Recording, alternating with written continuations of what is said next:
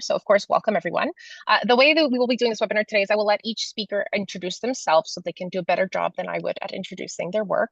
And then we're going to be going over three different parts today. So there will be Vincent, who's going to talk about more around what is the hype around seaweed? Like, why does everyone keep on wanting to talk about seaweed? Why is this interesting and why is this relevant to to our work? Next, Matt is going to dive into a recent report that ESR published that is really going to focus on the economic case for coastal seaweed farming. So we're going to talk specifically about that. And then we're going to move on to Anne, who's going to be speaking more about our specific project that's happening in Zanzibar in Tanzania and how that's going to look like in the field. So we're going from global information around seaweed to more specific academic report to then moving on to the field work. If ever you guys do need closed captioning, there is closed captioning available in the bottom of your screen, as well as the Q&A, as some people have already noticed. Thank you so much. Or you can submit your questions. We will leave 10 minutes at the end for any specific questions, but please submit them through the Q&A so that we can make sure to answer them. If there's anything else, we will make sure to answer as much as possible. And if not, our recording will also be made available after for all attendees if ever you want to come back and check it out. So let's get this started. So Vincent, how about you start us off and then we can move on to Matt and then to Anne. Yeah, so I'm Vincent Doumeizel. I am senior advisor for the ocean at the United Nations. I'm also the founder of the Global Seaweed Coalition, which gathers over 2,000 members of this fast-growing seaweed industry and this very promising seaweed industry all around the world in more than 70 countries. I'm also the author of the book, The Seaweed Revolution, which has been published globally. And more recently, I have released the Power of Plankton last week, actually, in London, because nothing grows in isolation, and seaweed needs plankton, and plankton, and everyone needs plankton anyway, to grow. So that's it in a nutshell, I think. All right, how about Matt, we move on to you? Hello, everybody. My name is Matt Unerman. I am the Research and Operations Associate for Ethical Seafood Research. My background is food system transformation and yes, trying to make our food system better for people, planet, and animals. So I'm looking forward to sharing the insights of the report with you all in a bit. Wonderful. And Anne, last but not least, how about you tell us a bit more about yourself? Yes, good afternoon.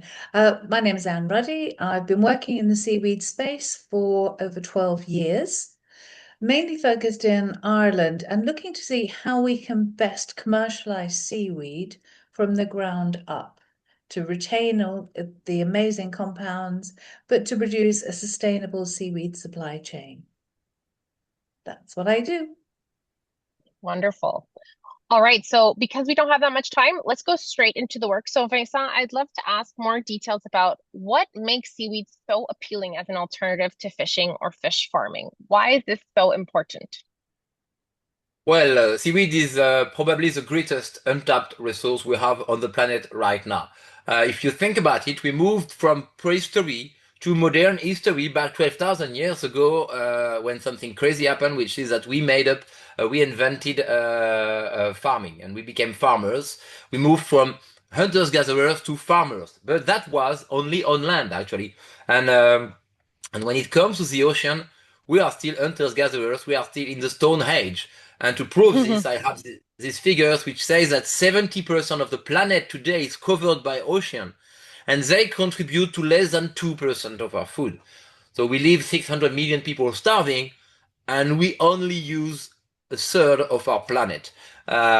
Which does not mean that we need to mess with the ocean as we did on land. I mean, we need to learn from our mistakes, and anywhere we are already missing with the ocean.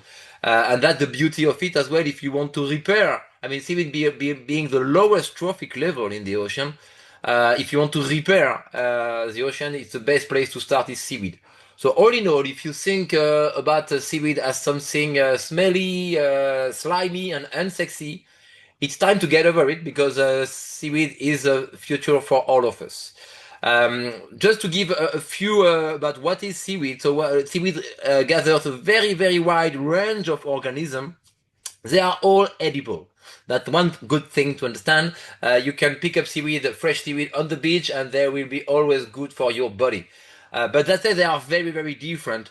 I mean, green and red seaweed are the oldest organism on the planet. They started about 1 billion years ago. I mean, any life on land is 500 million years ago, so they are twice older than any life on land. And actually, all the life on land came from the green seaweed who invaded the land 500 million years ago to give birth to the entire vegetation we see around us. So a green seaweed is genetically much closer to an oak tree or to a strawberry than it is to a red seaweed. And the difference between a red seaweed and a green seaweed is bigger than the difference between a fungi and an elephant. So I don't know if you tend to get more with that, but they are very different organisms, which means that we can do a lot with them. And there's many applications we could think of. First, because I'm French, I would have to say it's food, of course. We have to enjoy seaweed. They are the most nutritious, some of the most delicious, and good for the planet. Food we can think on Earth. I mean, in Japan, they are present in almost every meal, and they make of Japanese people the people with the longest longest life expectancy on the planet, the lowest level of cancer, diabetes, obesity, and cardiovascular disease. So seaweed is antifungal, antibacterial, antiviral, anti-inflammatory, it's an analgesic, and the best probiotic you can get, actually. So that's like a magic formula for your health and for the health of our planet. So it's a great source of food. It's also a great source of animal feed with a lot of potential to cut the need for antibiotics, which is really needed, and to improve animal welfare and to cut methane emission. There's a great seaweed in Australia that cut methane emission by 90%. So long story short, if we could give 40 grams of this small red seaweed to each and every car on the planet, the impact on our climate would be equivalent to stop each and every car and truck overnight. So that's massive. Seaweed is a source of to replace fertilizers and agricultural input. Maybe their biggest potential, according to the World Bank and many others, because seaweed will be full of phosphate and nitrogen, and will increase resistance to plant resistance to drought, to cold, to salt, and it will enrich the soil. Seaweed could replace plastics. Nutply in UK demonstrated that already. They are a great source to replace plastic and all these harmful packaging. They can also replace unsustainable material.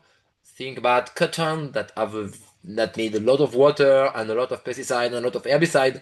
They can replace ink, glue, and a lot of other things. I mean, it's almost unlimited, but more importantly, they can repair the ocean. They can host life. It's like a forest. So as soon as you plant seaweed, as soon as you grow seaweed, they will mechanically host a lot of life and boost biodiversity. So they can repair biodiversity, and they are endangered by climate change and human activities. So it's time to take care of them and to protect, replant them as we do with the land forest. Seaweed are sea forest, and by the way, they are sea forest or they are sea vegetables if you want to eat them. But definitely we should stop calling them weed, because they are not weed. You cannot smoke them, by the way, and they are not something unwanted that grows in your garden. That's the most precious thing we have on the planet. So let's take care of them. They will grow very fast, by the way. They will grow up to 40 centimeters a day, up to 60 meters high. So they can sequester a lot of carbon in the deep ocean. Once in the deep ocean, carbon will be stored there. It will be sequestered for thousands, if not millions of years, unlike trees and so forth. So not only seaweed can capture more carbon than any rainforest, but they can sequester them in the deep ocean for very long. So very good source to mitigate climate change. The first methodology on seaweed sequestration has been released recently. Last but certainly not least, and we'll see more about this with Matt and Han, they can provide source of revenues to coastal communities precisely where the fishing resource will disappear. and in a very inclusive way. We have some example we see about them in Zanzibar where women benefited from the seaweed industry and that has empowered women and contributed to gender parity. And we have the same example in Indonesia, Madagascar, and so forth. So once again, seaweed is a great untapped resource. There's a lot to do to materialize these promises. We need to eat more seaweed. I'm often hearing that seaweed is no good. Well, it's just like a potatoes and a cocoa bean. I mean, if you eat it raw and fresh, it may not be good. Once you cook them, they are absolutely delicious. And as a proof, you can see the number of chefs around the world that are using seaweed. We need to learn and domesticate them. We don't know how to grow our endemic seaweed in most parts of the world. Only Asia is knowledgeable about seaweed. They have started seaweed cultivation for 60 years, and today there's already 40 million tons of seaweed that are cultivated every year on the planet and used all around the world. So it's not like a concept or something new. It's something that is already happening. And a great blank sheet of paper that we need to write in a right way, because of course what we need to do is not to reproduce the same mistake as we did on land. What we want to create is a permaculture in the ocean, because through a multi-use of the ocean, growing seaweed along with shellfish, with sea cucumber, with fish, it will have a lot of externalities and positive. It will be positive to everyone. It will clean the waste from aquaculture. So that is only beneficial for everyone. So once again, the idea is to move from prehistory to modern history in the ocean, cultivating seaweed. And if we learn how to cultivate seaweed, this next generation, I can tell you, it will be remembered as the first generation on the planet that will be able to feed the entire planet for the first time ever in our history. They will be able to do that if we, not only doing that, they will be able to boost or repair biodiversity, mitigate climate change, and alleviate poverty all over the planet. So once again, seaweed is a great source of optimism. I think we have fed our next generation with a lot of drama and fear. Let's talk about solution and hope. Seaweed is a great, great solution for the future. So if anyone hasn't gotten the same feeling as me, I think Vincent really likes seaweed. Am I the I only do. one that gets this? I think so. So Yeah. of course, just to summarize, so of course there's the food component. I've heard many great things of new recipes being developed using seaweed to make seaweedish meatballs, which I thought was really interesting. And there's Yeah, a yeah. lot of chefs are starting to develop new recipes to make it more Yeah. palatable to everyday people. So there's the food nutrition component, the environmental component. You listed a wide range of really great benefits such as carbon sequestration, increasing biodiversity, cleaning our oceans, and also from an economic perspective. The one thing that we didn't mention was also the animal welfare perspective. So of course, from what I'm understanding is a lot of these, the cultivation of seaweed could replace more traditional aquaculture. So has this been part of the argument as well around seaweed? Of course. I mean, some seaweeds they are 40% protein. Soy is 25%. And today, when you get to Northern Europe, you can see that they are feeding their salmon farm, notably with soy meal that comes all the way from Brazil with a huge carbon footprint. They have deforested Amazonia and they are GMO soy meal, 25% protein. And next to this salmon farm in Norway or Scotland, you have red seaweed that have 40% protein, and that will boost the immune system of the salmon.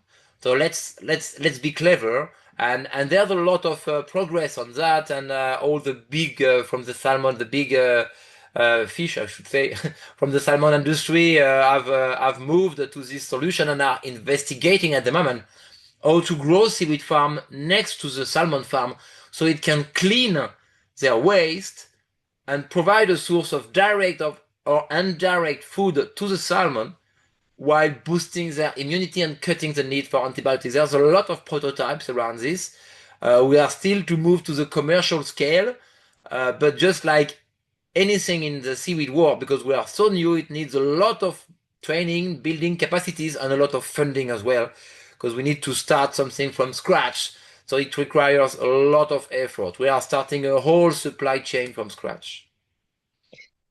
So there's a lot to the end just to make sure that we have time to cover everything. So all of this conversation is really interesting around what we need to do. Then there's the how. So from what I'm understanding, this new report that was published by ESR is also trying to research how can we actually implement seaweed farming in different parts of the world? What are the conditions for success? So how about Matt, you start us off by talking about the report. What is the connections to what we were doing and how can we actually learn from it? Thanks, Katherine, and very interesting, Vincent. Yeah, it's really exciting, Seaweed. So as Katherine mentioned, we've been working on this new report, really looking at how seaweed it can be an economically viable farming system for coastal communities. Just for some context, when we think about seafood, we need to think about not just animals, but everything, and farms and fishing. And so you can see this graph on the screen there.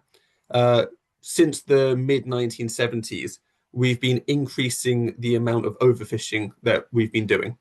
That's linked to both wild-caught fish and aquaculture.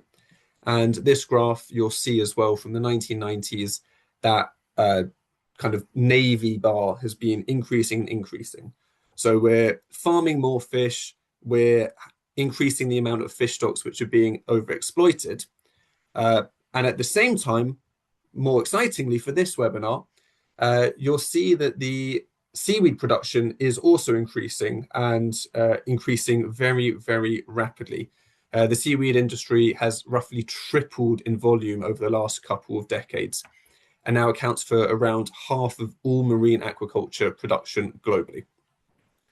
So this report, building the economic case for coastal seaweed farming over aquatic animal farming, a nice, easy to read name.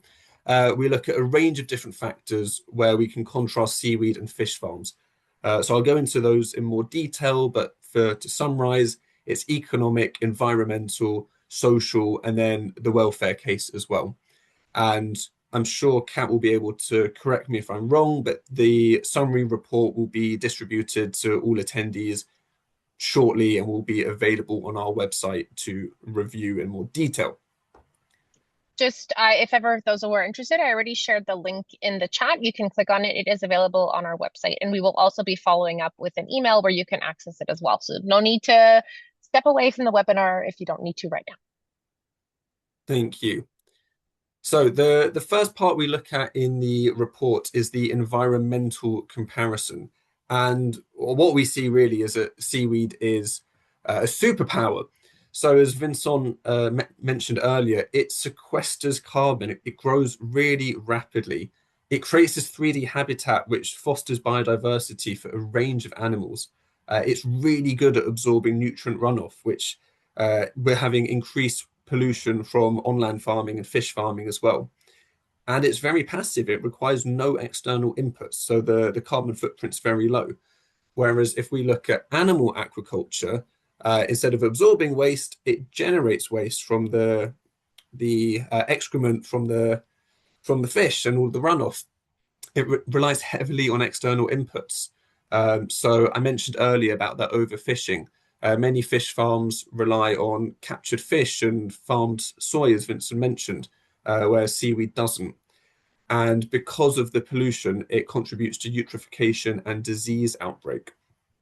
So contrasting those two, there's a very clear case as to why seaweed farming is much better for the planet than if we were to continue to expand animal aquaculture. When we look at the social factors, animal aquaculture has a very high barrier to entry. The capital expenditure, the operational expenditure is very, very high.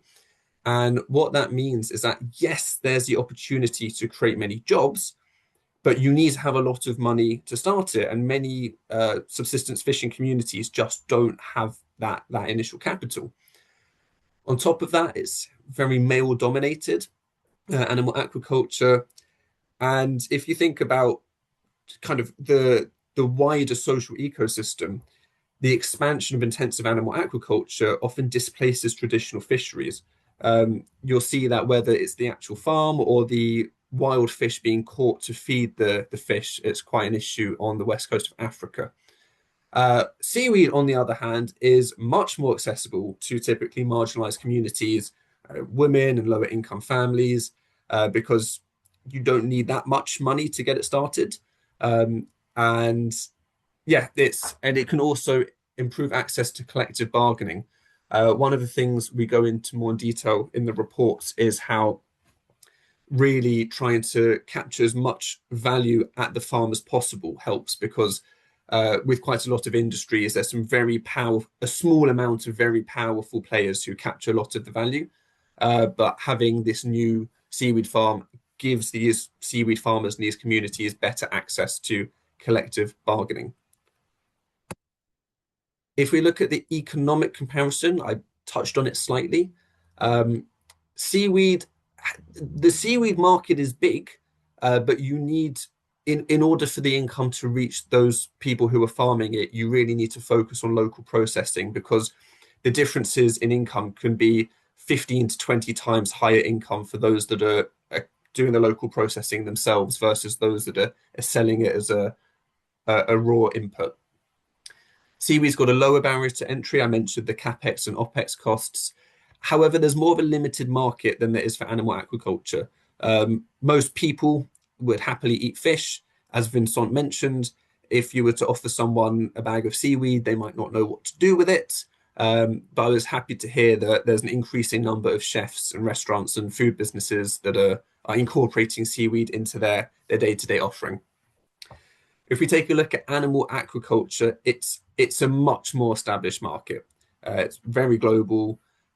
However, it's got that higher capex and opex. The reason it's got higher operational costs is because you need to feed the fish, you need to make sure the fish stay healthy, you might need to have electricity if you've got a reticulating system. So it's a higher ongoing cost as well. And with animal aquaculture, the profitability is highly sensitive to external forces. If there's an unstable geopolitical situation, which is increasingly the norm, it might mean that it's harder to get certain inputs and it might be harder to actually export your products. However, with animal aquaculture, there's an increased maturity of certification and accreditation schemes, which can help farmers to increase their income with their animal aquaculture. If we then look at the animal welfare comparison, the key thing to note is that, as far as we all know, seaweed is non-sentient, which means that there's very few welfare implications from farming it. Actually, as Vincent mentioned, it has the opportunity to improve the welfare of wild animals around that being farmed. But if we compare farming seaweed to farming animals, the difference is, it's on a completely different league. Animal aquaculture, most farmed animals are sentient. I've put here, some people might, the science isn't 100% sure on bivalves. They're not shown to be sentient yet, fully sentient, but for a lot of other animal aquaculture, so crustaceans, finfish, they're believed to be sentient. And so when you're farming these animals in tight conditions, where disease and illness is rampant, where they're living in stressful conditions with handling, and they're being slaughtered a lot of the time in not very humane ways, animal aquaculture causes a wide range of animal welfare concerns. There are opportunities to improve welfare through accreditation schemes. The good thing is with seaweed, you don't need to worry about that because the seaweed isn't sentient, so they're not going to suffer no matter how you treat them. And in terms of what we actually need to do to improve the seaweed farming sector, I won't read these out verbatim, but we've split this into 4 main categories. So you've got the farm level and seed system investments. So can we get better seaweed seeds? Can we help with the farming infrastructure and technology? And can we improve the on-farm storage and processing technologies so that way the farmers can capture more of the value instead of the big processors capturing that value? Is there access to a market and the financial infrastructure? Are farmers able to come together for collective bargaining and cooperative models? Are there the right insurances in place? In the aquaculture sector, the insurance sector is much more established because animal aquaculture is much more established. But what happens if there's an issue which causes all of the seaweed to die? These things need to be thought out and built on in order to make seaweed farming more of a viable income for coastal communities, and also improving the types of blended finance and concessional capital. In terms of the policy conditions, there needs to be improvements on the marine spatial planning. To kind of summarize, a lot of the stuff has been done for animal aquaculture, but not for seaweed. So that needs to catch up with animal aquaculture. There's the opportunity to have better standards, certification, and traceability. And like I mentioned before, if we're able to increase the amount of local processing and biorefinery models, that will help the seaweed farmers to capture more of the income from their seaweed farming. And the final part of the report, and I'll hand over back to Katherine and Anne soon. There's quite a few times where seaweed farming isn't viable. So we need to make sure that we're doing it smartly. So if there's an absence of local processors or export channels, if there's no access to working capital, if there's no supporting policy, no trained operators, and there's no access to the adequate dryage, storage, and transportation infrastructure, it's not going to be a good investment. So if we can work on improving these 5 aspects, that will make seaweed farming much more viable for many more people. And as I said earlier, there's much more detail in our reports, which you can access now or later if you are interested in. Thank you so much, Matt. I have so many questions, but I know we're going to have some time at the end. But before we move on, so would you say that these red flags are actually some of the best areas for investment from funders, of by attacking these limitations or these struggles and obstacles to developing seaweed farming in certain parts of the world, would these points be kind of a starting ground of how funders can get more involved in making seaweed farming more accessible around the world? I believe so, yes. I think you can't just tackle one. They need to happen somewhat simultaneously because, again, if you suddenly get the good dryage, storage, and transportation, but there's no market in place, you don't have access to market, it won't be a good investment. So I think we need to come together to think about how can we take more of a systems level approach and work on this in a wide range of ways. Interesting. So, speaking of on the ground field work and what we can actually be doing to advance seaweed farming around the world, Anne, I'd love to welcome you to open up your mic and let's talk about what is this new project that ESR is launching in Tanzania? What does this project entail, and what is your role in this? Right. If you don't mind, I'm just going to spend a few minutes to contextualize the history and the background, and then what we're doing in Zanzibar, I hope, is going to make more sense. Essentially, we know, and Vincent has very eloquently explained how wonderful seaweed is and how versatile it is and how we can address so many of the global issues that we're facing using seaweed. We're currently working on a project in the UK, and we're a minnow in this consortium, but our role is to create a sustainable seaweed supply chain with a view to replacing single-use plastics in the pharmaceutical industry.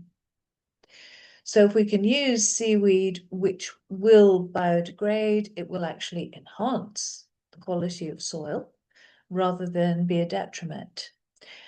The problems that seaweed has faced in its last decade is that as the world realizes the benefits and wonders of seaweed, scale has always been the consideration and problematic. There are some amazing seaweed farmers out there. When we look at the Faroe Isles, the quality of seaweed that is being grown is exceptional. And yet they face challenges. When you go to very large scale, when you're farming in the ocean, you're also liable to storms, oceanic climate change issues, which can cause significant damage. And Matthew, you mentioned about the insurance. It's still in its embryonic state in this sector. When we look at how we process this amazing seaweed when it comes into harvest, if you're looking at a single crop per year, as you would in the colder waters, so this seaweed needs to be processed efficiently and quickly to make sure that we retain all of the compounds and rich minerals that it can give to various sectors. The problem with that is that if you've got big biorefineries which can and do identify and extract high-level compounds that can go into food, feed, fertilizer, and so much more, pharmaceutical applications, and there is a value pyramid. If you're looking at extracting the high, mid, and low value, you have to process very quickly, otherwise there is significant wastage. Fermentation is a way that you can have large-scale process that will be efficient and can go into animal feed, and is, as Vincent said, it's the antibiotic. It's so much more than just a food supplement. But when you've got so much more on offer, and seaweed, the sum of the parts is mightier than the whole. The problem is, how do you do it efficiently? How do you do it cost effectively and sustainably? In Ireland, at the moment, over 92% of seaweed product is taken from wild stock. Now, on any numeric, that's unsustainable.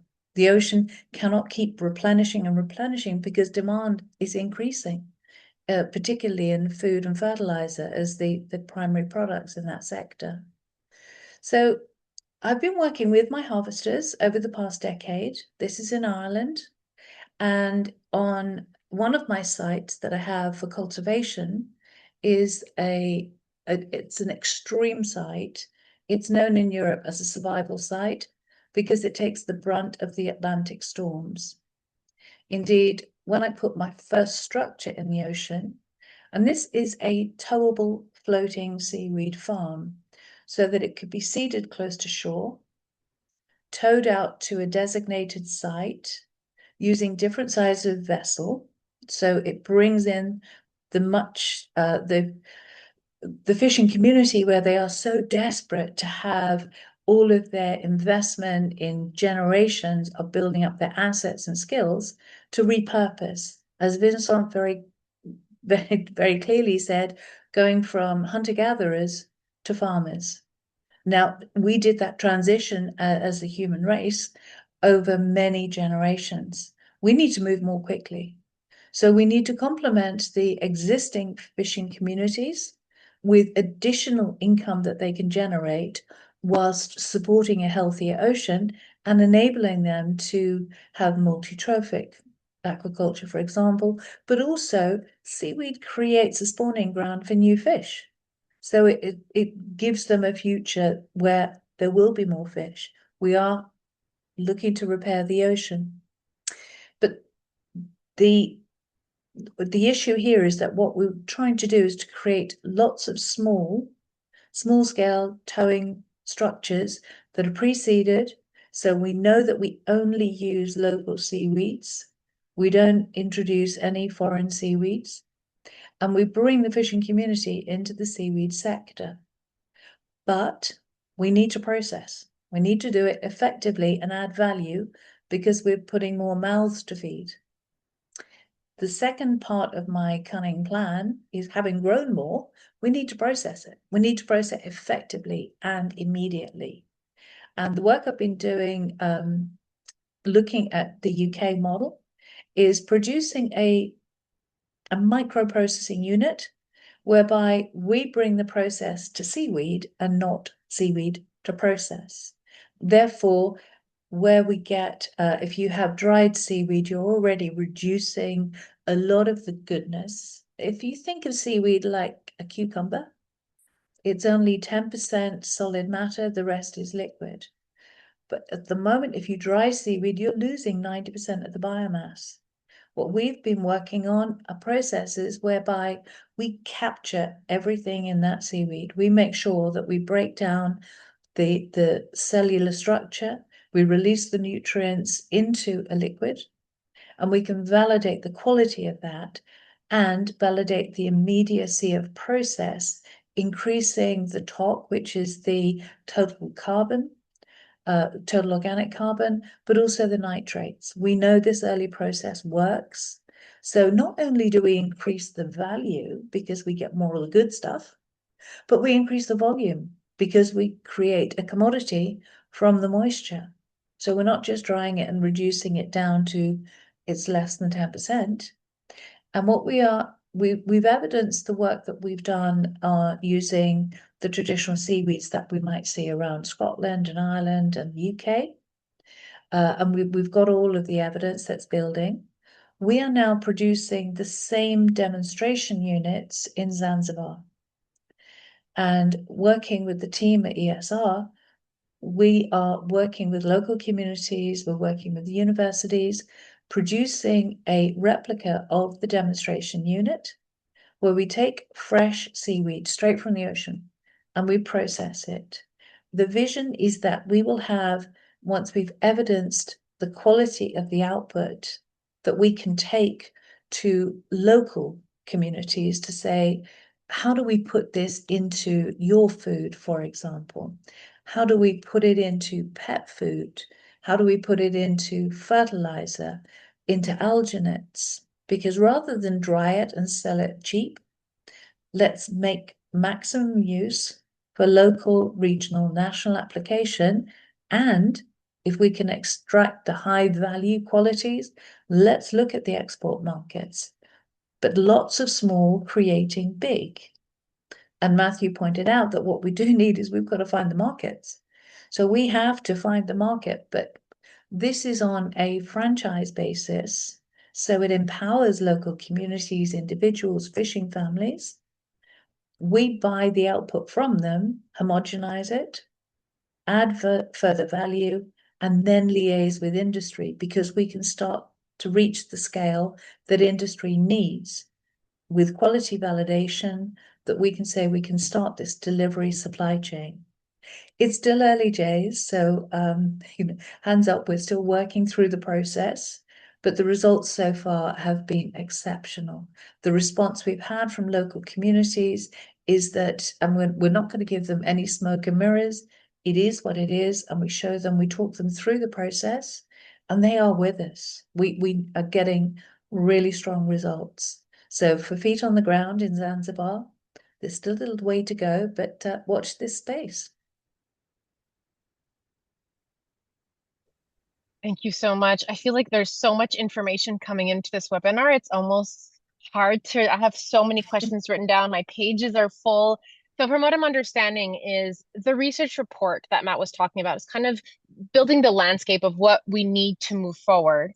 And then on the ground, the work that we plan on doing is kind of showing proof of concept of what can be done, at least for a certain aspect of the work around transformation. There's so many questions in the chat, and I just want to make sure that we get to them all. But just for anyone listening, ESR, this is kind of the work we're doing of we're doing the research that is allowing us to then move more into the implementation and proof of concept stage. So for anyone interested in learning more, I'll be sharing some links soon. But let's get straight to the questions because there are many of them from many of the people that are on this panel. So one question, let's talk specifically about the report. So Matthew, I think you answered in the chat, but maybe for all to hear, in the report, there was not an emphasis on traditional use of seaweed as fertilizer. However, I think you noticed that at page 15. Would you like to elaborate a bit on that? Yes. So we haven't necessarily used the word fertilizer. But I've included biostimulants and specialized feed ingredients. What also might be of interest is the report that's out is a summary report. If you can believe that version is the summary, you can imagine how big the written version is. and that will be available afterwards in the coming weeks. But yes, it is Wonderful. a good use for seaweed, a very interesting application of it, and I'm sure there'll be growing demand as seaweed as a fertilizer going forward. And I think what we have to stress here is that really that's creating a link between the land and the ocean. Because once again, we pour a lot of phosphate and nitrogen on our plant, on our crops, and 99% of it ends up in the river or in any water which is beside the plant, and then it ends up in the ocean at the end of the day. Very little goes in the plant, and then we drop millions of tons of nitrogen and phosphate in the ocean. And the price of these resources that are mostly extracted from the mining industry in very sensitive conditions, let's say, close to slavery, the price of this resource is growing and growing. And in China, they did the other way around. I mean, they installed a lot of seaweed farm next to the most polluted area in order to recover these nutrients and harvest the seaweed and move them back on land once or twice a year. So they create a really circular economy with this seaweed farm, where the seaweed are there to collect back the nutrients. I mean, here in Europe, we pour more than 6 million tons of nitrogen in the ocean every year. It's lost for millions of years. And we keep paying more and more to source them. In China, they will be neutral in nitrogen in a few years from now, recovering nitrogen and phosphate out of seaweed farm. So not only it's a biostimulant and it will increase the health of the plant, but it will also recover all the pollution. And there's no pollution on land. It's only bioresources that are not upcycled that ends up being pollution. So that's also a very strong point, and that's why everybody is enthusiastic about it, because we are running short of mining resources in terms of phosphate and nitrogen, and but we are now capable with seaweed to recycle and upcycle these resources. I find it really interesting that bringing up the point of there's also a human rights component around and human welfare beyond the animal welfare component about how we're extracting a lot of these resources. So seaweed really seems to be touching on all of the main problems that we seem to be facing in our world. So that's great to hear. I'll move on to a question by Andrew. So at the moment, the most traction around seaweed seems to be for animal feed, which is a pity. What tactics do you think will cut through to make human consumption exciting to the masses? I don't know if Anne or Vincent has any ideas. I'd be quite happy to take that one. And I did see that Peter Elwood is online. Peter worked with us and we produced between 4 partners, collaborators, we produced a report for the UK government where we're looking at how seaweed could be used for school meals to add health benefits, nutrition, and be a method whereby it can be public procurement, investment into job creation in rural coastal communities, as much in Scotland as it is in so many areas all over the world, where these coastal communities, they need uplift, they need economic stimulus, they need a motivation to keep their young people in these communities. So it's about job creation, it's about health and well-being, adding nutrients and value, and getting the right motivation. So beyond animal feed, beyond fertilizer, we are looking at food. We are looking at the value pyramid, where you've got at the pinnacle pharmaceutical application, cosmeceutical. You've got the middle section, which is at the top, food, animal feed, fertilizer. Then you've got your biopolymers. But only when you've taken out all of the other high value stuff that we can put into the biopolymer sector. This And I leads would in not very, oh, go ahead. I, Go I ahead, would Vincent. definitely not say that feed is the main application. I mean, by far, food is today. I mean, we have a bias because we see that from the Western world. But in China, in Korea, in Japan, this is seaweed is used only for food, I would say. So and that's we're talking about billion people there. And actually we have seaweed extract in most of our food. 70% of the manufactured goods, I mean food, processed food, sorry, is contains seaweed. Carrageenan, agar-agar, alginate. There's a lot of it in each of our food. So it's food. I mean, it's the biggest application.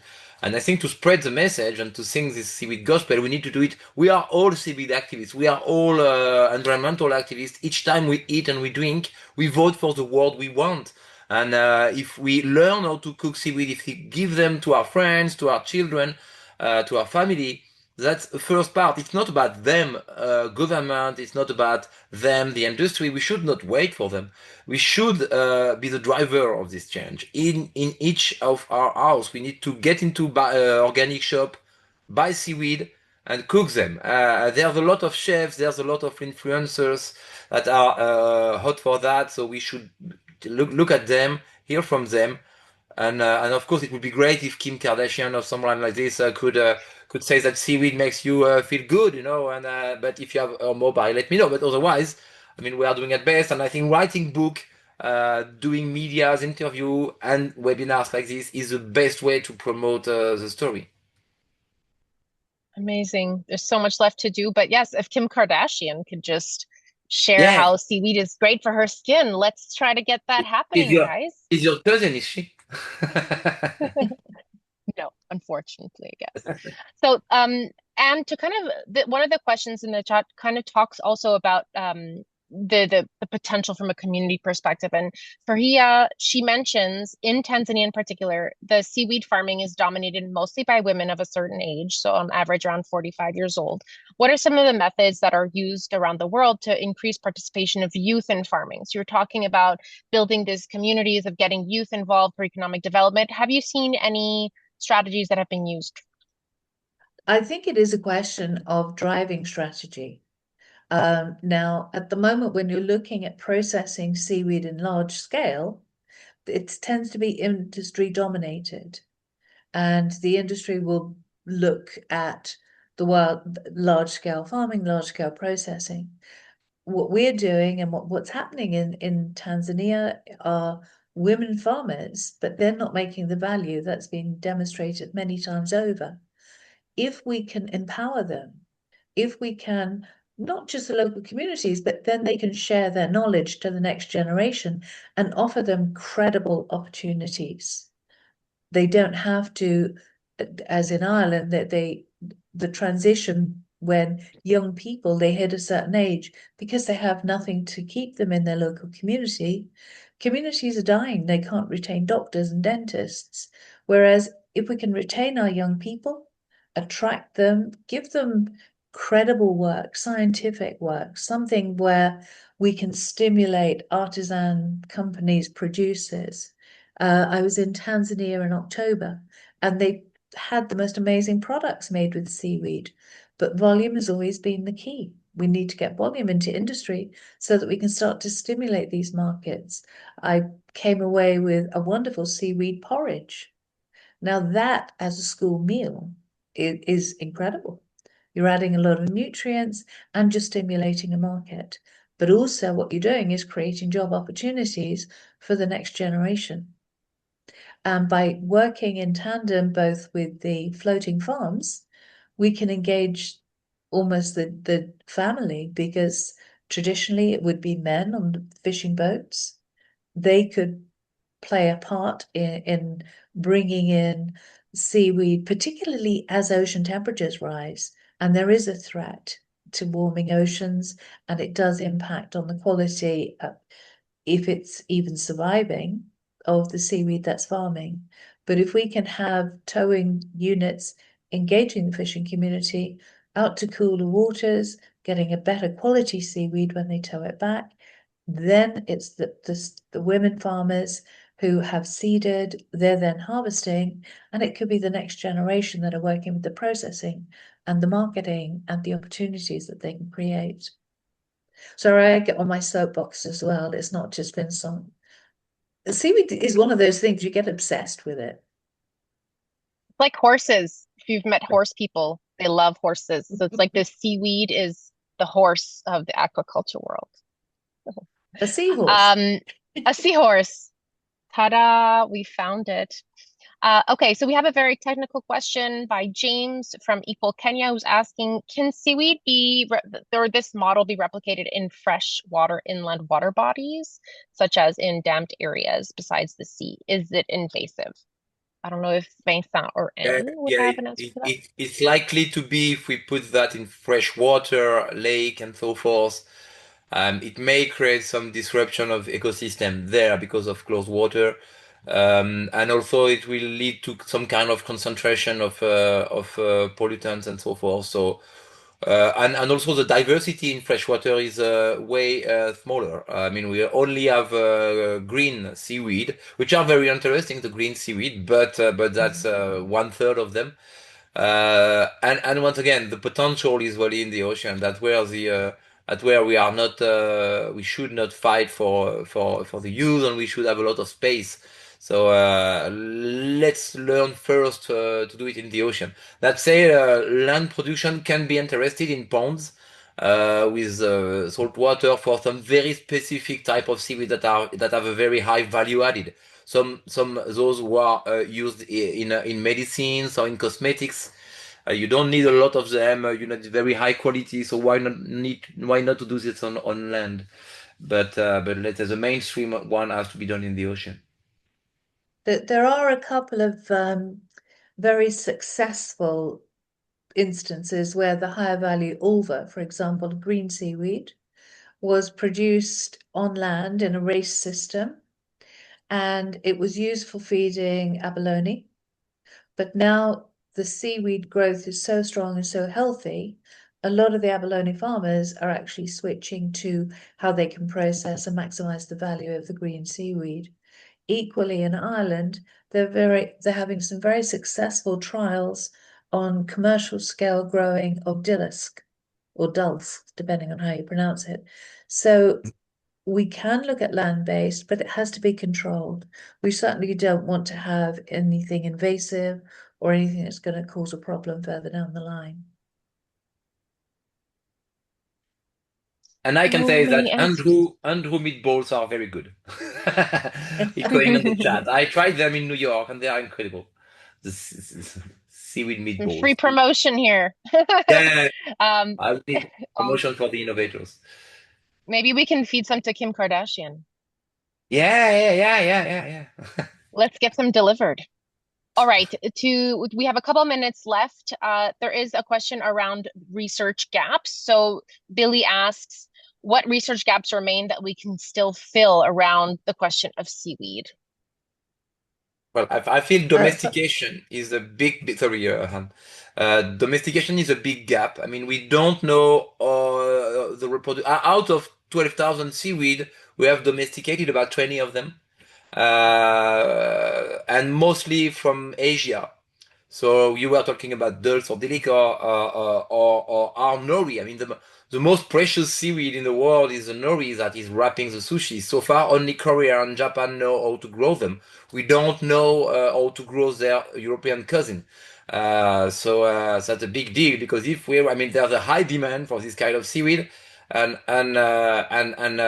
Korean they are doing more than 1 billion a year out of exporting this seaweed. They call them the microprocessor of the ocean because it gives them so much money.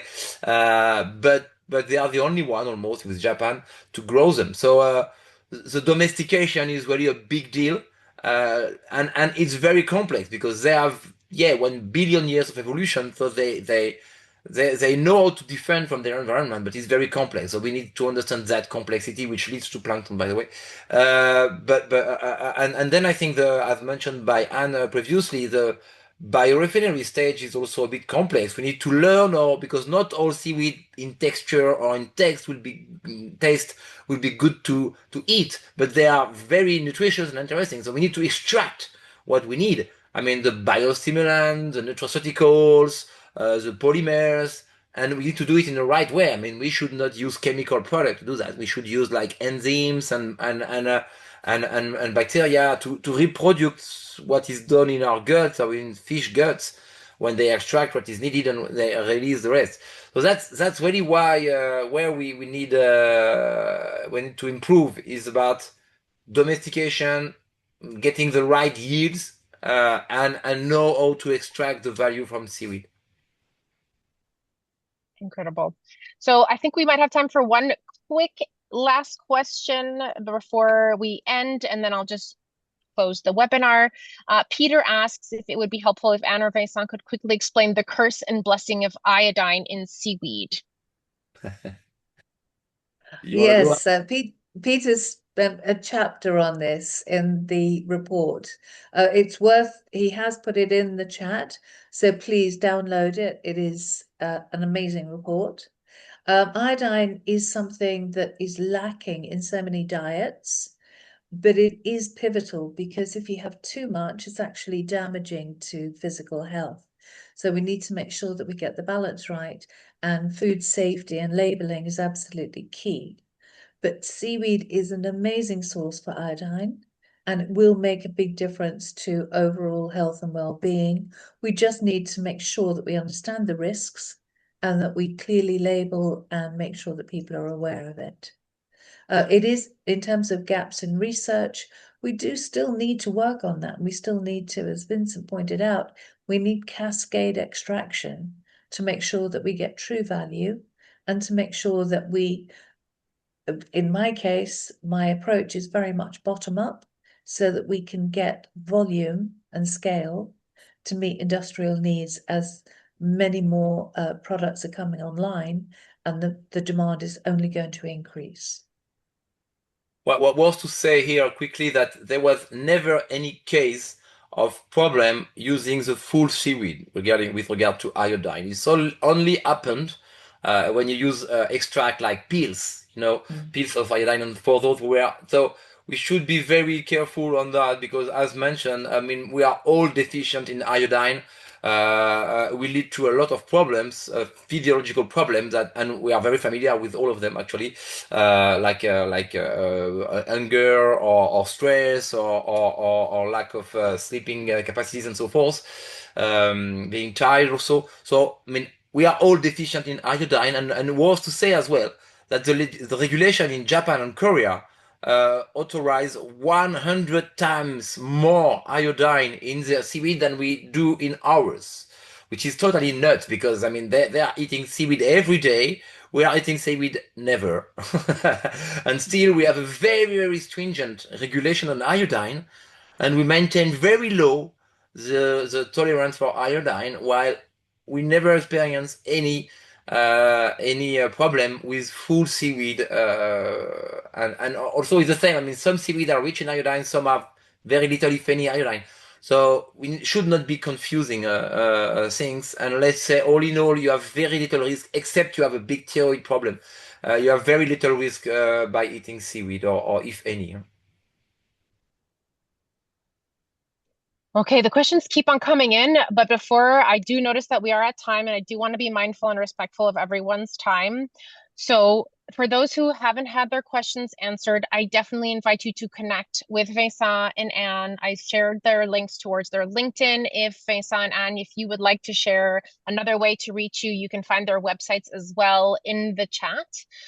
If not, if the panelists are open and are available, we can maybe see if we can do a couple minutes more, but I do want to be mindful and respectful of everyone because it is a busy time of year for everyone. For those who are interested in learning more, you will be signed up for our newsletter by participating in this webinar. So you will be able to learn more about the work we're doing, more about the research, and more about our project in Tanzania. I wouldn't be a proper head of development if I didn't make a quick call. If you are inspired by this webinar about the important work we're doing, please, we invite you to support our work by making a donation. I put the link once again in the chat for those who have been moved by this amazing panel of experts. So thank you so much for everyone who has to go. It was a pleasure having you here, and I very much look forward to seeing where this project leads. Can I Thank just you very make much. Yeah, go ahead. sorry, can I just make a final appeal to say that we are a young company, we're still building, we're still developing, very much looking for partnerships, looking at partnership development and to build out our team, because we're doing some amazing work. We're getting a lot of future opportunities in different countries using different seaweeds. We're working with various universities, including University of Bath, Aberystwyth, but also National Physical Labs. We would embrace new coming partners who want to work with us as we develop this in different countries, whether it's we're looking at Alaska or whether we're looking at the hot countries in Zanzibar and everything in between.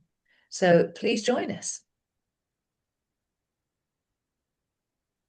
Amazing. So obviously, and I can also include a little mention in the email that will be follow up for anyone who's interested in learning more. I can touch base with that. So this is a wrap on our Seaweed webinar. Thank you everyone for joining. Sorry once again for the little welcome intro. First time using Zoom webinar for me, so sorry about that. But I think that we more than made up for it with the amazing quality of our speakers today. So thank you everyone for joining, and please don't hesitate to reach out if you have any questions. Have a great rest of your day.